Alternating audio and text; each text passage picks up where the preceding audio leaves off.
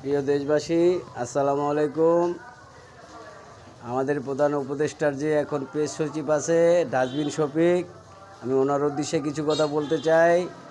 উনি তো নিজেও একজন সাংবাদিক। উনি কি সাংবাদিক না সাংঘাতিক সেটা উনিই বলতে পারবে ভালো। এই ডাস্টবিন শফিক বাংলাদেশের মিডিয়া তো চেপে ধরেছেই। বাংলাদেশের মিডিয়াতে তো আওয়ামী লীগের যত নেগেটিভ তথ্য আছে সেগুলোই আসে, কোনো পজিটিভ কথাই আসে না। আওয়ামী লীগের এই মিডিয়াকে দেখেছি, আওয়ামী লীগের যত উন্নয়ন আছে, আওয়ামী লীগের উন্নয়নে বিশাল প্রচারণা চালাচ্ছে। কিন্তু এখন এই ইউনূস সরকার, এই মেটিকুলাস সরকার, এই ডাস্টবিন শফিক যে আছে, সেই ডাস্টবিন শফিক মিলে ওনারা এই বাংলাদেশের মিডিয়াতে চেপে ধরেছে। বাংলাদেশের মিডিয়া তো কোনো আওয়ামী লীগের পজিটিভ কোনো কথা বলতেই পারে না। আওয়ামী লীগের যত নেগেটিভ আছে সেটাকেই আপনারা প্রচারণা চালাচ্ছে।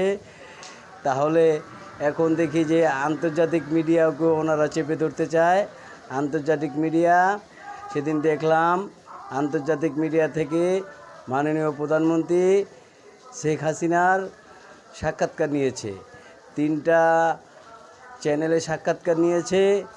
3টা চ্যানেলে উনি যে কথা বলেছেন আমরা সবই শুনেছি। ওনার কথার সাথে আমাদের একমত। উনি যেটা বলেছেন আমরা সেটার সাথে একমত পোষণ করছি।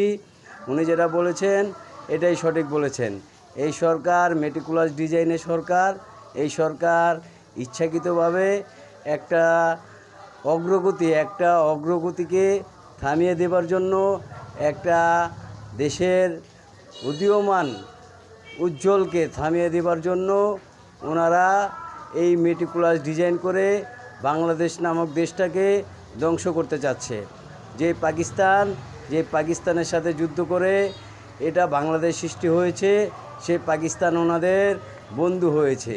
আর যে ভারত আমাদের সাহায্য করেছে, আমাদের মুক্তিযুদ্ধের ভিতরে 1 কোটি লোকেকে আশ্রয় দিয়েছে, আমাদের বাংলাদেশিদের ট্রেনিং দিয়েছে, সেই ভারতকে ওনারা দুশ্মন বানিয়ে ফেলছে। আর যে পাকিস্তান আমাদের 30 লক্ষ শহীদ হলো, 2 লক্ষের মা বোনের ইজ্জত নিল।